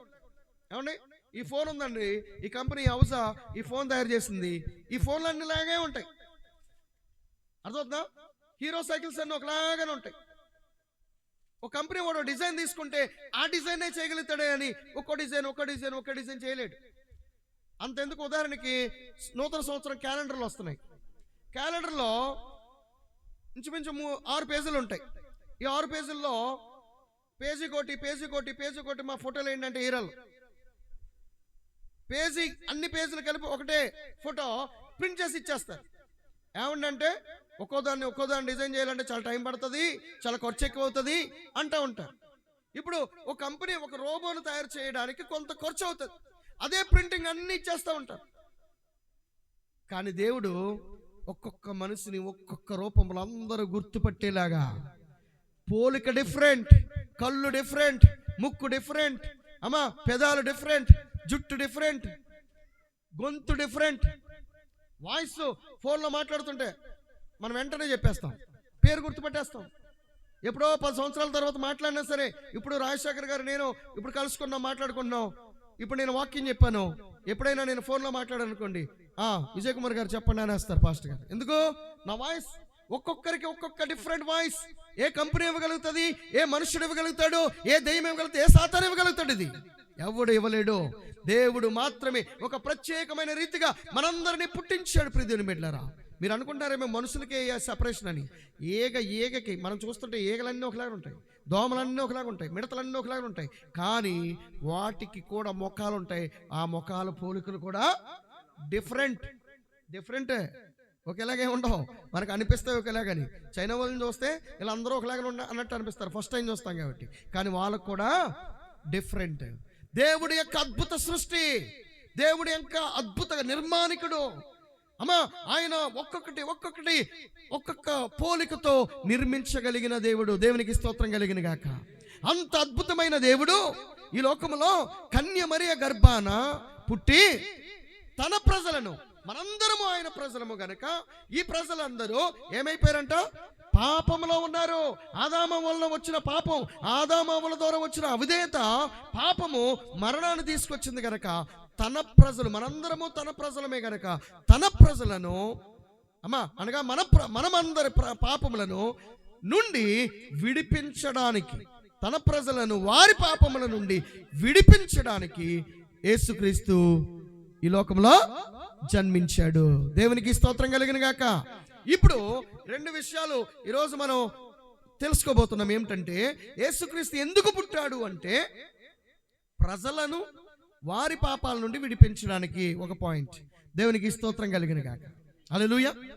ఎందుకు యేసు ప్రభు ఈ లోకానికి పుట్టాడు? ఇందాక నేను చెప్పాను కదా, మా అమ్మాయి కలెక్టర్ అవుతుందా, డాక్టర్ అవుతుందా, యాక్టర్ అవుతుందా, ఏమవుతుందో తెలీదు, చదివిస్తున్నామండి అంటూ ఉంటారు, అవునా? సో వాళ్ళకు మీరేమవ్వాలనుకుంటున్నారంటే ఏమవుతానో తెలీదు, ఏ ఉద్యోగం వస్తా చేసుకుంటానో అనే పొజిషన్ వచ్చేసింది ఇప్పుడు. కానీ మనము పుట్టిన తర్వాత ఏమవుతామో మనకే తెలియట్లేదు. కానీ యేసు ప్రభు పుట్టక ముందే ఎందుకు వచ్చాడంట? తన ప్రజలను వారి పాపాల నుండి రక్షించడానికి కన్యమరియ గర్భం ద్వారా పుట్టాడు. దేవునికి స్తోత్రం కలిగిన గాక. సో కన్యమరియ గర్భాన్ని శంకించుకో, అది నిజం. నువ్వు డౌట్ పడుకో, అది నిజం. ఎందుకంటే నిన్ను రక్షించడానికి పాపము లేని స్త్రీ గర్భాన ఆయన పుట్టాడు. పాపము చేయని స్త్రీ గర్భాన ఆయన పుట్టాడు. దేవునికి స్తోత్రం కలిగిన గాక. ఎలా పుట్టగలిగాడు? కన్యమరి గర్భాన్ని ఎలా పుట్టగలిగాడు అంటే, ఈ రోజున చాలా మంది అమ్మ పిల్లలు కనట్లేదని చెప్పి భార్యాభర్తల కలయిక లేకుండానే టెస్ట్ ట్యూబ్ బేబీని సృష్టించగలుగుతున్నారు. వారు ఒక గర్భంలోనే, గర్భసంచిలోనే మరి భర్త యొక్క జీన్స్ ను పెట్టి ఏం చేస్తున్నారు? బిడ్డను సృష్టించగలుగుతున్నారు. ఒక మనిషే గర్భము లేని వాళ్ళకి టెస్ట్ బేబీల ద్వారా బిడ్డలను కనింపజేస్తుంటే, దేవుడు సర్వము సృష్టించిన దేవుడు కన్యమరి గర్భాన్ని పుట్టలేడంటారా? ఆయనకి ఏమైనా సాధ్యమా? అసాధ్యమా? అసాధ్యమైనది ఏది కూడా దేవునికి లేదు. దేవునికి స్తోత్రం కలిగిన గాక. అన్నీ సాధ్యమే. నీకు ఏది ఆటంకంగా ఉంది ఈరోజు, ఏది కష్టంగా ఉంది ఈరోజు, నాకు ఎందులో ఇబ్బంది ఉంది ఈరోజు, అసాధ్యమైన వాటిని సుసాధ్యపరిచే దేవుడు మన దేవుడు. దేవునికి స్తోత్రం కలిగిన గాక. ఆయన కన్యమరి గర్భాన 2000 సంవత్సరాల క్రితం పుట్టాడు. అందుకనే ఇంకనూ ఆయన పాపముల నుండి మనల్ని విడిపిస్తున్నాడు కనుకనే క్రీస్తు నేడు పుట్టెనని మనం చెప్పగలుగుతున్నాం. దేవునికి మహిమ కలుగును గాక. రెండో మాట, ఇప్పుడు యేసుక్రీస్తు పాపముల నుండి విడిపించడానికి పుట్టాడు. సర్లే, యేసుక్రీస్తు పాపాల నుండి విడిపించడానికి పుట్టి ఏం చేస్తాడు? అమ్మా, పాపాల నుండి విడిపించడానికి యేసయ్య కన్యమరి గర్భాన్ని పుట్టాడు. ఓకే, పుట్టగానే పాపాలు పోవాలిగా. పుట్టి ఆయన చేయవలసిన పని చేశాడు. ఏం పని చేశాడు? ప్రజలను వారి పాపాల నుండి విడిపించడానికి ఏం చేశాడు చెప్పండమ్మా. యేసయ్య తన ప్రజలను వారి పాపాల నుండి విడిపించడానికి ఏం చేశాడు? తన రక్తాన్ని, తన ప్రాణాన్ని దానము చేశాడు. దేవునికి స్తోత్రం కలిగిన గాక. హల్లెలూయా. యేసుక్రీస్తు ప్రభు యొక్క జన్మదినానికి అర్థం ఏంటంటే, యేసుక్రీస్తు పుట్టి నీ యొక్క నా యొక్క పాపముల నుండి విడిపించడానికి ఆయన కల్వరి సిలువలో తన ప్రాణాన్ని పెట్టాడు. దేవునికి మహిమ కలుగును గాక. త్వరగా ముగించేస్తాను, అయిపోయిందిలే, కంగారు పడుతున్నారు మీ. దేవునికి స్తోత్రం కలిగిన గాక. మనందరం లేటుగా వచ్చాం కదా. లేటుగా వచ్చినప్పుడు మరి లేటుగా దేవుని ఆరాధించాలి. దేవునికి స్తోత్రం. కంగారు పడవలసింది నేను, వచ్చింది దూరం నుంచి నేను, వెళ్ళవలసింది నేను కదా. మీరందరూ ఇక్కడెక్కడ చుట్టుపక్కల నుంచి 4-5 కిలోమీటర్ల నుంచి వచ్చి ఉంటారు. ఓకే, సో వెయిట్ చేయండి. ఇంకా దేవునిలో ఒకడు రొట్టె వలన మాత్రము బ్రతకడు కానీ దేవుని నోటి నుండి వచ్చు ప్రతి మాట వలన బ్రతుకు. నాకు చర్చ్ ఉంది, నాకు అక్కడ మందిరం ఉంది, నాకు ప్రజలు ఉన్నారు. నేను అక్కడ కూర్చుని వాక్యం చెప్పి ఉండితే హ్యాపీగా ఉంది. రాత్రి నిద్ర లేదు, 5 అయింది కదా. ఎందుకు వచ్చాను అంటే దేవునితో, మీ అందరితో కలిసి ఆనందించడానికి, దేవునిలో వాక్యాన్ని అనుభవించడానికి. రోజు భోజనాలు చేస్తాం. ఈరోజు కొంచెం లేట్ అవ్వడం వల్ల ఏమి కంగారు ఏమి లేదు కదా. ఆత్మీయ ఆహారాన్ని తిని అప్పుడు మనము భోజనం చేసి వెళ్దాం. దేవునికి స్తోత్రం కలిగిన గాక. హల్లెలూయా. దేవుని కార్యాలు గొప్పవి. ఈ మాటలు కూర్చున్న వాళ్ళ కోసం కాదు నేను మాట్లాడుతుంటా. ఈ మైకుల ద్వారా ఈ గ్రామంలో ఉన్న ప్రజలు ఒక్కరైనా వింటే, వారు భూలోకమందు ఒక పాపి రక్షించబడితే పరలోకమందున దూతలు సంతోషిస్తాయని లేఖనం చెప్తుంది. దేవునికి స్తోత్రం కలిగిన గాక. హల్లెలూయా. కాబట్టి ఈరోజు యేసుక్రీస్తు నీ యొక్క నా యొక్క పాపముల నుండి విడిపించడానికి ఆయన కన్యమరియ గర్భాన్ని పుట్టి, ఆయన పుట్టినటువంటి ఆ యొక్క కారణ జన్మను చూపించాడు. ఆయన మనందరి పాపముల కొరకు మరణించాడు. మరణించి ఏం చేశాడండి? మరణించి ఏం చేశాడు? అందరూ మరణిస్తున్నారు, యేసు మరణించాడు అనుకుంటున్నారా? ప్రియదేవుని బిడ్డలారా, అందరూ మరణించిన వాళ్ళు మరణించినట్టే భూమిలో కలిసిపోయారు. కానీ యేసుక్రీస్తు ప్రభువు మాత్రమే మరణించి సజీవుడిగా మూడవ దినమున మరణపు ముళ్ళును విరిచి తిరిగి లేచాడు. చప్పట్లు కొట్టి దేవుని మహింపరుద్దాం. హల్లెలూయా. ఆయన క్రిస్మస్ అర్థము ఏమిటో మనం తెలియజేసుకుంటున్నాం. ఆయన జన్మ ఒకటే కాదు క్రిస్మస్ అంటే. క్రిస్మస్ అంటే ఆయన జన్మ, ఆయన మరణం, ఆయన పునరుద్ధానం, ఆయన ఇచ్చేటువంటి నిత్య జీవితము సందర్భమే క్రిస్మస్. దేవునికి స్తోత్రం కలిగిన గాక. హల్లెలూయా. యేసుక్రీస్తు మనందరి పాపముల కొరకు మరణించాడు. లూకా సువార్త 10వ అధ్యాయం 45వ వచనం ఒకసారి చదవండి. లూకా సువార్త 10వ అధ్యాయము 45వ వచనం. 2 అక్షరాలు చెప్పి నేను ముగించేస్తాను. లూకా సువార్త 10వ అధ్యాయము 45వ వచనం. లోకా కాదు, మార్క్ సువార్త 10వ అధ్యాయము 45వ వచనం. త్వరగా చదవండి.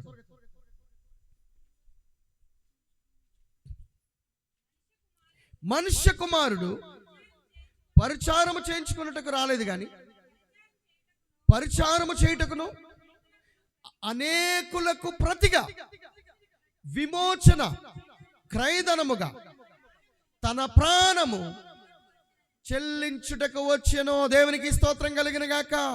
What is Christmas? Christmas is not just to be born. Christmas అంటే కన్యమరి గర్భాన్ని పుట్టేశాడు, అయిపోయింది, హ్యాపీ బర్త్డే, హ్యాపీ క్రిస్మస్ అని చెప్పుకుంటే సరిపోదు. హ్యాపీ క్రిస్మస్ పుట్టుకతో ఆగిపోలేదు. కానీ ఆ పుట్టిన వ్యక్తి, ఆ కరుణామయుడు, ఆ ప్రేమమయుడు, ఆ దయామయుడు అయినటువంటి యేసుక్రీస్తు ప్రభువు ఏం చేశాడంట? ప్రజలకు క్రయధనముగా వారి పాపముల నిమిత్తమై తన ప్రాణమును పెట్టడానికి ఈ లోకానికి వచ్చాడు.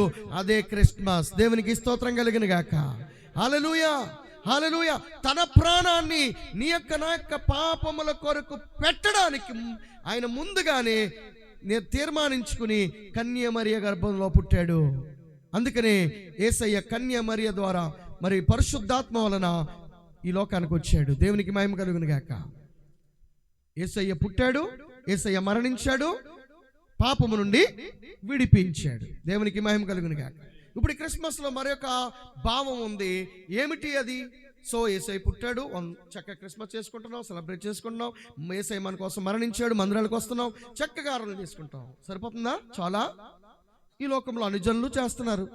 గుళ్ళకి వెళ్తున్నారు, ముస్లింలు మసీదులకు వెళ్తున్నారు, హిందువులు గుళ్ళకి వెళ్తున్నారు, పూజలు చేస్తారు, చక్కగా ఉపవాసాలు ఉంటారు, అన్నీ చేస్తున్నారు. వాళ్ళకి అద్భుతాలు జరుగుతున్నాయి, మనకి అద్భుతాలు జరుగుతున్నాయి. ఇక్కడ పాస్టర్ల దగ్గరికి వస్తే ప్రార్థన చేస్తే అద్భుతాలు జరుగుతాయి, వాళ్ళు ఎక్కడికి వెళ్తే ఏదో అనుకుంటే అది జరిగిపోతుందంట. అన్నీ జరిగిపోతున్నాయి. మరి అప్పుడు క్రైస్తవులకి, హిందువులకి, క్రైస్తవులకి, ముస్లింలకి, క్రైస్తవులకి ఇతర మరి అన్యాచారాలతో ఉన్న వారికి తేడా ఏంటి? వాళ్ళకు లేని నిరీక్షణ మనకు ఒకటి ఉంది. ఏంటో తెలుసా? వాళ్ళకి తెలియని ఒక అద్భుత క్రియ మనకు తెలుసు. ఏంటో తెలుసా? ఏంటది? చెప్పండమ్మా. యోహాను సువార్త 3వ అధ్యాయం 16వ వచనం ఒకసారి చదవండి. యోహాను సువార్త 3వ అధ్యాయం 16వ వచనం. దేవుడు లోకమును ఎంతో ప్రేమించాడట. ప్రేమించి ఆయన తన అద్వితీయ కుమారుడిని ఈ లోకానికి పంపించాడంట. అదే కన్యమరియ గర్భంలో పుట్టడం. తన అద్వితీయ కుమారునిగా పుట్టిన వాని యందు ఇప్పుడు యేసుక్రీస్తు ప్రభునందు మనందరము ఏం చేయాలంట? విశ్వాసం ఉంచాలి. అద్వితీయ కుమారునిగా పుట్టిన వాని యందు విశ్వాసముంచు ప్రతి వారును, ఆడోళ్ళైనా, మగోళ్ళైనా, పిల్లలైనా, పెద్దలైనా, యవనస్తులైనా, ప్రెసిడెంట్లైనా, ప్రధానమంత్రులైనా, ఎమ్మెల్యేలైనా, ఎంపీలైనా, ప్రపంచవ్యాప్తంగా ఉన్నటువంటి ప్రజలందరూ ఆయన యందు విశ్వాసముంచు ప్రతి వారును నశింపక నిత్య జీవము పొందినట్లు ఆయన అనుగ్రహించును. ఇప్పుడు చదివిన లేఖన బాగాన బట్టి మనకు అర్థమైనటువంటి మాట ఏంటి? సంఘానికి అర్థమైన మాట ఏంటి? కాదు, ప్రేమ కాదు. చెప్పాలా? ఎవరు చెప్పారు? ఏమా? పరలోకం కాదు. ఎవరన్నారు ఇక్కడ? ఎవరు గడిగి చేయతండి, ఎవరు నవ్వాలి చేయతండి, చప్పట్లు కొట్టినామకి. దేవునికి స్తోత్రం కలిగిన గాక. ఏమి ఇవ్వడాకండి? నిత్య జీవాన్ని ఇవ్వడానికి. దేవునికి స్తోత్రం కలిగిన గాక. చాలా మంది అనుజనులు మోక్షం వెళ్ళాలనుకుంటారు. మోక్షంలో మరి మోక్షం అనగా ఆల్మోస్ట్ పరలోకం లాంటిది. కానీ అక్కడికి వెళ్ళిన తర్వాత ఏముంటుందో తెలియదు వాళ్ళకి. ఇక్కడ క్లియర్ చెప్తుంది బైబిల్ ఏమనంటే నిత్య జీవము. దేవుడు ఆదామును అవ్వను సృష్టించినప్పుడు వారికి నిత్య జీవాన్ని ఇచ్చాడు. కానీ వారు పాపము చేయడం వలన, దేవుని యొక్క మాటకు వినకపోవడం వలన, చేయొద్దన్న పని చేయడం ద్వారా, వద్దన్న పండు తినడం ద్వారా పాపాన్ని కొని తెచ్చుకుని మరణించారు. ఇప్పుడు ఆ మరణం నుండి దేవుడు విడిపించి ఊరికినే పుట్టలేదు, ఊరికినే ఆయన సిలువేయబడలేదు. ఎందుకు పుట్టాడు, ఎందుకు సిలువేయబడ్డాడు, ఎందుకు తిరిగి లేచాడు అంటే నీకు నాకు ఆయన యందు విశ్వాసం ఉంచిన ప్రతి వారికి నిత్య జీవమును ఇవ్వడానికి. చప్పట్లు కూడా దేవుని మహిమపరుద్దాం. హల్లెలూయా, హల్లెలూయా. యేసుక్రీస్తు నిత్య మహిమలోనికి, నిత్య జీవములోనికి ఆయన నమ్మిన బిడ్డలందరినీ పరలోకములో ఏముంది? పరలోకములో నిత్య జీవముంది. దేవునికి స్తోత్రం కలిగిన గాక. ఆ నిత్య జీవ మహిమలోనికి నిన్ను నన్ను తీసుకుని వెళ్ళడానికి యేసుక్రీస్తు ఈ లోకంలో జన్మించాడు. అదే క్రిస్మస్. క్రిస్మస్ అంటే కేవలం మరియ గర్భాన పుట్టాడు, హ్యాపీ బర్త్డే, హ్యాపీ క్రిస్మస్ కాదు. పుట్టాడు, పెరిగాడు, మరణించాడు, తిరిగి లేచాడు, ఆరోహణమయ్యాడు, త్వరగా రాబోతున్నాడు, మనందరినీ ఆయన ఉన్న చోటికి తీసుకుని వెళ్ళబోతున్నాడు. అదే క్రిస్మస్. దేవునికి స్తోత్రం కలిగిన గాక. మీ అందరికీ నా హృదయపూర్వక క్రిస్మస్ శుభాలు తెలియజేస్తున్నాను. ప్రియదేవుని బిడ్డ, ఏ విషయంలో నువ్వు బందీ అయి ఉన్నావు? అప్పుల పాలై ఉన్నావా? కష్టాల పాలై ఉన్నావా? నష్టాల పాలై ఉన్నావా? శ్రమల పాలై ఉన్నావా? హింసించబడుతున్నావా? శోధనలో ఉన్నావా? ఎవరికి నీ బాధను చెప్పుకోలేని పరిస్థితుల్లో ఉన్నావా? ఆత్మహత్య చేసుకుని చచ్చిపోవాలనుకుంటున్నావా? చెరువులు వేసావు, నష్టపోయావా? వ్యాపారాలు చేసావు, నష్టపోయావా? కాంట్రాక్టులు తీసుకుని నష్టపోయావా? నీలో సమాధానం లేదా? ఎకరాల పొలాలు ఉన్నాయి, ఆస్తులు ఉన్నాయి, ఒంటి నిండా బంగారం ఉంది, కానీ శాంతి లేదా, సంతోషం లేదా, సమాధానం లేదా? ఈ నీ గోడు ఎవరు చెప్పుకోవాలో తెలియట్లేదా? యేసయ్య దగ్గరికి రా. ప్రయాసపడి భారం మోసుకుని వచ్చిన సమస్త జనులారా నా యొద్దకు రండి, నేను మీకు విశ్రాంతినిస్తానంటున్నాడు. ప్రయాసపడుతున్నా నా బిడ్డలారా, ప్రయాసపడుతున్న అప్పుల్లో, కష్టంలో, శోధనలో ఉన్న నా క్రైస్తవులారా, నా దగ్గర అనలా సమస్త జనులారా, నువ్వు హిందువా, సిక్కువా, బుద్ధువా, ముస్లింవా, నువ్వెవరువైనా ప్రియదేవుని బిడ్డ, మైక్ ద్వారా వినుచున్న సోదరి సోదరుడా, మట్టపర గ్రామంలో ఉన్న ప్రతి కుటుంబ సభ్యులారా, మిమ్మల్ని ప్రేమతో ఆహ్వానిస్తున్న ఈ మందిరానికి, సృష్టికర్త ప్రేమ ప్రార్థన సన్నిధికి మిమ్మల్ని ఆహ్వానిస్తున్నారు. దైవజనులు మరి రాజశేఖర్ గారు, సంగీత గారు, మీరు రండి.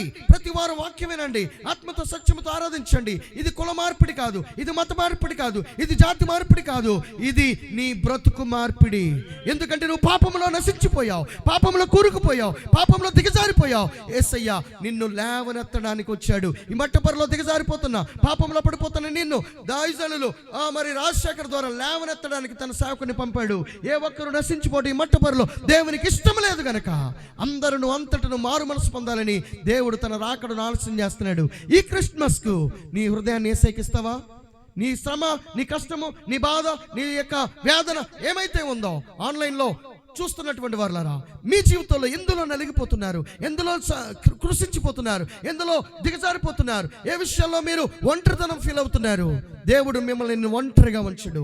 దేవుడు నిన్ను విడిచిపెట్టే దేవుడు కాదు. ఈ లోకంలో కన్యామరి గారు పుట్టిన యేసు నీ కోసమే పుట్టాడు. నిన్ను రక్షించడానికే పుట్టాడు, నీకు విడుదల ఇవ్వడానికే పుట్టాడు, నిన్ను ప్రేమించడానికే పుట్టాడు, నిన్ను ఆదరించడానికే పుట్టాడు, నీకు శాంతిని ఇవ్వడానికే పుట్టాడు, నీకు సమాధానం ఇవ్వడానికే పుట్టాడు, నీకు సంతోషాన్ని ఇవ్వడానికే పుట్టాడు, నీకు స్వస్థతను ఇవ్వడానికే పుట్టాడు.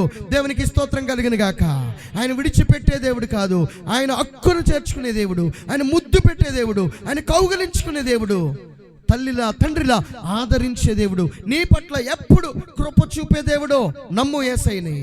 ఇది మత మార్పిడి కాదు, కుల మార్పిడి కాదు. నువ్వు మతము అంటున్నావా, కులము అంటున్నావా, ఇది మత మార్పిడి, కుల మార్పిడి అంటున్నావా? సోదరుడా, ఇది మత మార్పిడి కాదు. నిన్ను రక్షించడానికి, నీ పాపాన్ని తీసివేయడానికి యేసుక్రీస్తు కన్యమరియా గర్భాన పరిశుద్ధాత్మ వలన పాపం లేనివాడిగా పుట్టాడు. నీ కోసము ఆయన తన ప్రాణాన్ని బలి అర్పణ చేసి కల్వరి శిలువలో మరణించాడు. ఆయన సమాధి చేయబడి 3వ దినమున తిరిగి లేచాడు. ఆయన పరలోకమునకు ఆరోహణమయ్యాడు. ఆయన తిరిగి రాబోతున్నాడు. ఇది నువ్వు నమ్మితే ఈరోజు నీ పాపాన్ని ఒప్పుకో. ఈరోజు నీ పాపము బీజమును విడిచిపెట్టు. తండ్రి, నా యొక్క పాపాన్ని తీసివేసే దేవా, నీ రక్తంతో నన్ను కడుగు, పరిశుద్ధపరచు ప్రభు అని అడుగు. ఈరోజు నీ పేరు గొర్రెపిల్ల యొక్క జీవనంలో లిఖింపజేస్తాడు. ఎవడు తన నోటితో యేసు ప్రభు అని ఒప్పుకొని ఎందరైతే క్రీస్తు సిలువేయబడి చనిపోయి సమాధులను తిరిగి లేచారని నమ్ముతారో వారి పేరు గొర్రెపిల్ల యొక్క జీవనంలో లిఖింపబడుతుందంట. ఈ లోకంలో బ్రతికినంతకాలం రేషన్ కార్డు, ఆధార్ కార్డుతో బతికేద్దాం అనుకోకండి. ఆధార్ కార్డు, రేషన్ కార్డు ఉంటే ఎలాగ ప్రభుత్వాలు మనకి సహాయాలు చేస్తున్నాయో, ఆధార్ కార్డు, రేషన్ కార్డు ద్వారా భూములు ఇస్తున్నారు, ఇల్లులు ఇస్తున్నారు, లోన్లు ఇస్తున్నారు, ఆరోగ్యశ్రీ ఇస్తున్నారు, అన్ని విషయాల్లో సహకరిస్తున్నారు. అలాగే పరలోకంలో, మోక్షంలో నీకు దేవుని యొక్క గొర్రెపిల్ల యొక్క జీవ గ్రంథంలో నీ పేరు లిఖింపబడితేనే పరలోకంలో నిత్య జీవము, దేవునితో నివాసం చేసేటువంటి శాశ్వతమైన జీవితం ఈ క్రిస్మస్ దినాన్న దేవుడు నీకు ఇవ్వడానికి సిద్ధపడుతున్నాడు. అయితే తలలు వంచండి, ప్రార్థన చేసుకుందాం.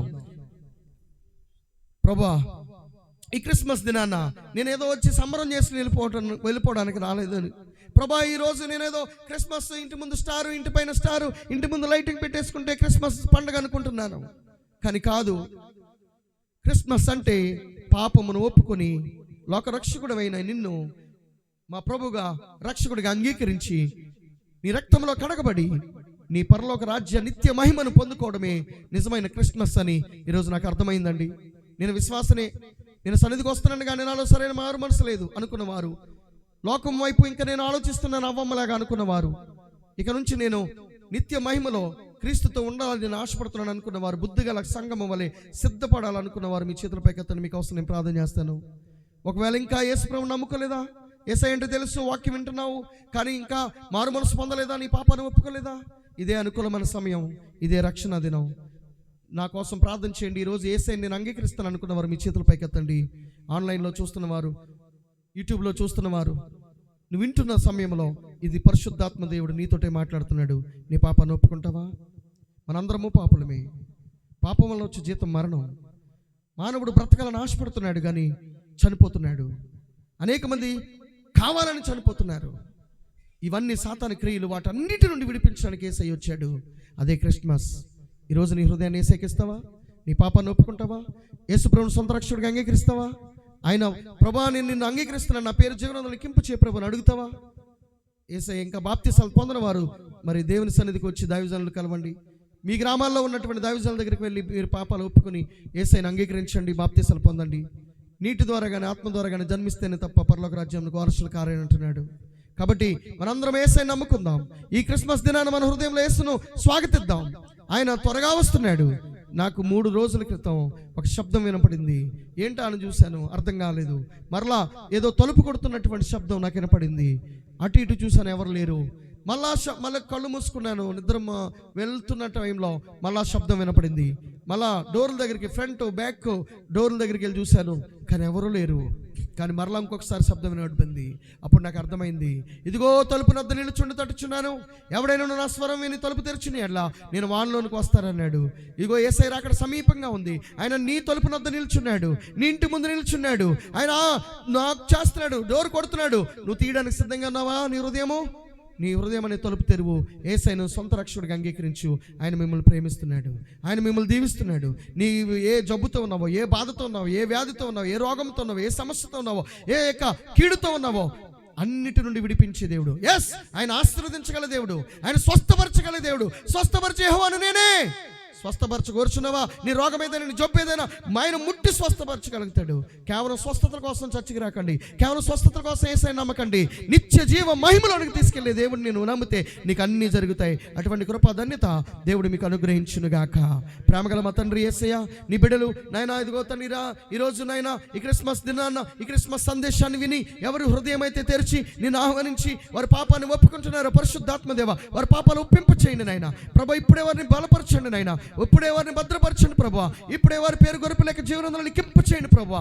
నాయనా, ఇదిగో నీ త్వరలో బాప్తిసాలు పొందుకొని నాయనా నీ రాకడకు సిద్ధపడే బిడ్డలుగా ఉండడానికి కృప దయచేయండి ప్రభా. ఇగో ఎవరైతే నాయన సిద్ధపడి నాయనా ఈ సన్నిధిలో లోకం వైపు చూస్తున్నారో, నాయనా అవ్వమ్మ లాంటి స్థితిలో నుండి విడిపించి ప్రభా నీ యొక్క నిత్య మహిమలోనికి, ప్రభా నిత్య జీవంలోనికి ప్రవేశించే బిడ్డలుగా, బుద్ధిగలే సంఘముగా, ఎత్తబడే సంఘముగా ఉండడానికి కృప దయచేయండి నాయన. ఇగో కుడి వచ్చి ఎంతో నిరీక్షణతో, ఓపికతో ప్రభా ఆ లోకానుసారమైన ఆహారము, శరీర ఆహారం కొరకు కాక ఆత్మీయ ఆహారం కొరకు ఎదురు చూసిన బిడ్డలందరి మీద నీ కృప దయచేయండి. వచ్చి వాక్యాన్ని బిడ్డల మీద ఆశీర్వాదాలు దయచేయండి. నీ క్రిస్మస్ దీవెన దయచేయండి. దైవజనులు రాజశేఖర్ గారిని, పాస్టర్ గారు, సంగీత గారిని దీవించండి. వారి భారభరితమైన ఈ సేవా పరిచర్యను అభివృద్ధి పరచండి. ఈ గుడిసెలో జరిగిస్తున్న ఈ ప్రార్థన స్థలమును ఆశీర్వదించి ఎక్స్పాండ్ చేసి దీనికి చక్కటి నూతన నిర్మాణాన్ని నానా ఇదిగో తండ్రి కట్టించండి ప్రభువా. ఇదిగో తండ్రి యెహోవా ఇల్లు కట్టని ఎడల కట్టువాడు ప్రయాస వ్యర్థమన్నావు ప్రభు. ఈ మందిరము ఈ ప్రార్థన స్థలము నీది గనుక నాయన దీన్ని కట్టడానికి నాయన ఇదిగో నీవే మార్గాలు, ప్రభుత్వ పర్మిషన్లు, ఆర్థిక ద్వారాలు తెరవండి నాయన. నీ బిడ్డల ద్వారా ఈ గ్రామస్తుల ద్వారా కానుకలు తీసుకొచ్చి ప్రభా ఈ మా ఆలయం కట్టడానికి కృపద ఇచ్చేయండి. నీ సేవకులు బిడ్డలను ఆశీర్వదించండి. నన్ను తీసుకొచ్చినటువంటి దాసులు నాయన ఇదిగో తండ్రి వసంత్ గారిని వారి పరిచయను దీవించండి. కుడి వచ్చిన గ్రామ పెద్దలు, సంఘ పెద్దలు, ప్రెసిడెంట్ గారు నాయన ఇదిగో ఇక్కడ ఉన్న అధికారులు దీవించండి నాయన, ఆశీర్వదించండి. చుట్టుపక్కల ఉన్న రైతులను దీవించండి, వారి పొలాలను, వారి పాడి పంటలను దీవించండి, వారి వ్యాపారాలను దీవించండి. ప్రతి కుటుంబాన్ని ఆశీర్వదించి వర్ధల చేయండి. ఆన్లైన్లో ప్రార్థనలు కోరుతున్న ప్రతి బిడ్డను వారి కుటుంబంలో అప్పులు, శోధనలు, కీడులు, ఇరుకులు, బలహీనతలు, శోధనలు, బల అనారోగ్యాల నుండి విడుదలనిచ్చి కాయప నష్టంతో స్వస్థపరచమని, శాంతి లేని వారికి శాంతి, సమాధానం లేని వారికి సమాధానం, సంతోషం లేని వారికి సంతోషం దయచేయమని మీకే ఘనత, మహిమ, ప్రభావాలు తెలియజేస్తూ యేసుక్రీస్తు పరిశుద్ధ నామంలో అడుగుచున్నాం పరమ తండ్రి. Amen. God bless you. Happy Christmas, merry Christmas. దేవుడు మిమ్మల్ని దీవించును గాక. హల్లెలూయా. చక్కగా దైవ వర్తమానాన్ని అందించినటువంటి దైవ సేవకులకు మరోసారి హృదయపూర్వకమైన వందనాలు చెల్లిస్తూ ఉన్నాను. మరి క్రిస్మస్ కదా, కొంచెం లేట్ అయింది, ఏమనుకోవద్దు. మీరు కూడా లేట్గా వచ్చారు. మీ అందరికీ సమృద్ధిగా ఆహారము ఉంది. మీరు చక్కగా భోజనం చేయండి. చిన్నపిల్లలకి ముందు భోజనాలు పెట్టేసేయండి. పాపం చిన్నపిల్లలు కదా, తక్కువ పెట్టండి, వేస్ట్ చేయొద్దు. ఎందుకంటే క్యాటరింగ్ ఇచ్చేసాం మనం అనుకో, సమృద్ధిగా ఎంత కావాలంటే అంతా వండి పెట్టేవాళ్ళు. మీరు పిల్లలకి చక్కగా పడేయకుండా మంచిగా పెట్టండి. చిన్నపిల్లలకి భోజనం పెట్టేసిండి. దేవుని స్తోత్రం. హల్లెలూయా. చాలా ఓపికగా మీరు దేవుని వాక్యాన్ని